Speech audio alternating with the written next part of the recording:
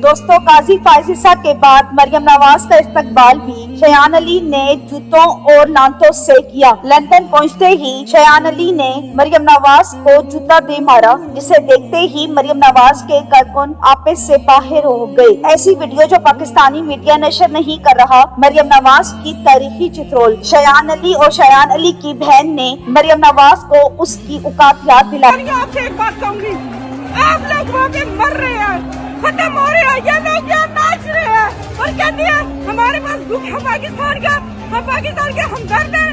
किस लिए, किस तरह से हमदर्द है?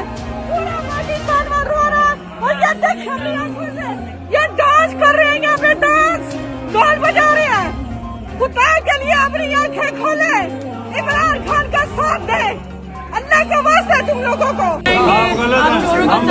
आप चोरों का साथ दे, आप चोरों का साथ दे, आप चोरों का साथ दे, ये साथ बहस करने की जरूरत नहीं है, आप चोरों का साथ दे रहे हो।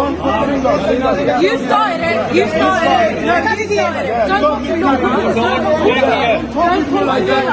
थोड़ा सा गले में इन्फेक्शन होने की वजह से इलाज के लिए लंदन भाग के चली गई और वहां जाके अपनी बच्ची कुछ इज्जत भी गवा दी। पूरी हैरानकुन वीडियो हम आपसे इस हवाले से शेयर कर रहे हैं, लेकिन इससे पहले आपको ये भी बता दें कि जब मरियम नवाज ने लंदन के एयरपोर्ट पर लैंड किया तो वहाँ ओवरसीज पाकिस्तानी शयान अली के साथ मिलकर मरियम नवाज का इंतजार कर रहे थे। जैसे ही मरियम नवाज को उन्होंने देखा तो मरियम नवाज का इस्तकबाल गालियों से और चोर चोर के नारों से किया गया।